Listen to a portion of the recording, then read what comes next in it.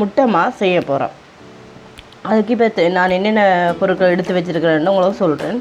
இது ஒரு பவுலில் நான் அரிசி மா எடுத்து வச்சுருக்கிறேன். நாங்களே வடு ஊற போட்டு நல்லா வறுத்த அரிசி மா. ஒரு பவுலில் சுகர் இது கோகோனட் எடுத்து வச்சுருக்கிறேன். இன்னொரு பவுலில் சுகர் எடுத்து வச்சுருக்கிறேன். இன்னொரு பவுலில் எக்கை கலக்கி வச்சுருக்கிறேன். இந்த எக்கின் வாசனைக்காக வெடுக்கல் பெறாமல் இருக்கிறதுக்காக வெனிலா ஊற்றி நான் நல்லா அடித்து வச்சுருக்கிறேன். அதோட இதில் சின்ன சீரகமும் மிளகும் மிக்ஸ் பண்ணி வச்சுருக்கிறேன். நாங்கள் இப்போ முட்டை மா செய்ய தயாராக போகிறோம். முதல்ல நாங்கள் துருவி வச்சுருக்கிற இந்த கோகனட்டை நாங்கள் நல்லா வறுக்க போகிறோம். ஒரு மிதமான தீயில் வச்சு நாங்கள் இதை நல்லா வறுக்க போகிறோம்.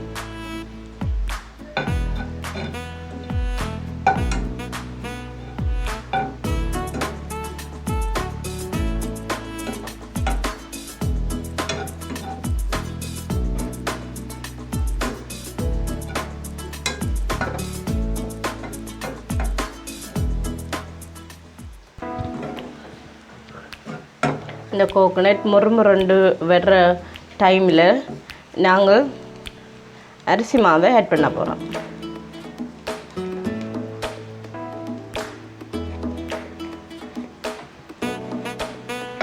இதையும் நல்லா மிக்ஸ் பண்ணுறோம்.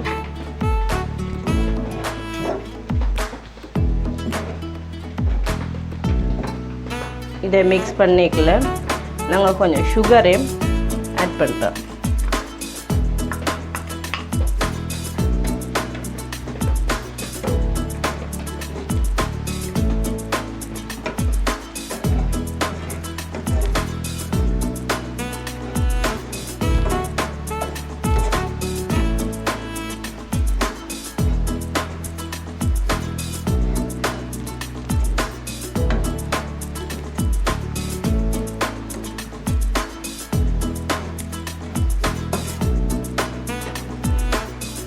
இதை நாங்கள் கருகாமல் இருக்கிறக்காண்டி நாங்கள் கைவிடாமல் ஃப்ரை பண்ணி கொண்டே இருக்கணும். இதை நாங்கள் வறுத்து கொண்டு வரைக்கல இனி ஒரு 5 நிமிஷம் நாங்கள் இதை நல்லா மிக்ஸ் பண்ணிவிட்டு கலந்து வச்சுருக்கிற எக்கை நாங்கள் அப்படி பரப்பி ஊற்றணும். மிக்ஸ் பண்ணி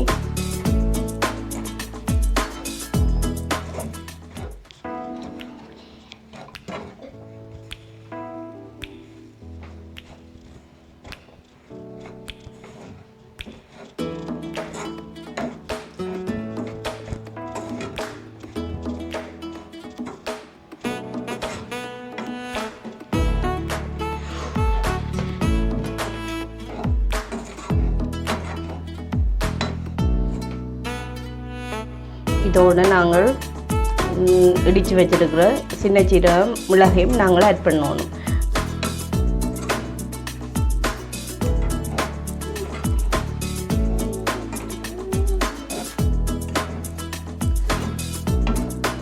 இதை நாங்கள் ஒரு சோட்டிட்டாகவும் பயன்படுத்தி கொள்ளலாம். மற்றது குழந்தைகளுக்கு நல்ல மிக சத்தான ஒரு மாவாகவும் நாங்கள் இதை பயன்படுத்தலாம். குழந்தைகள் விரும்பி சாப்பிட்ற ஒரு சோட்டிட்டாகவும் இது இருக்கும்.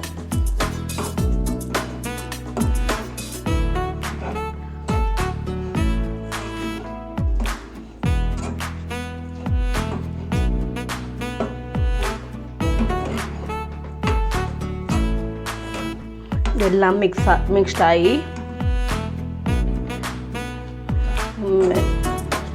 இருக்குது.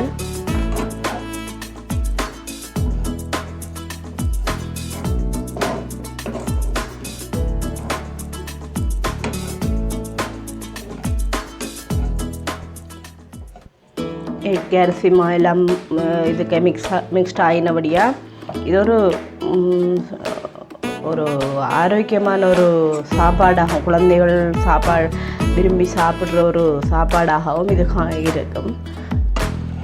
இனி நாங்கள் இதை இப்படி நல்லா மிக்ஸ்ட் ஆகினோண்டு பவுலில் வச்சுட்டு நாங்கள் கேஸை ஆஃப் பண்ணணும். இப்போ இந்த முட்டை மா ரெடி ஆகிட்டது. இது நாங்கள் ஒரு பவுலில் எடுத்து பரிமாற போகிறோம்.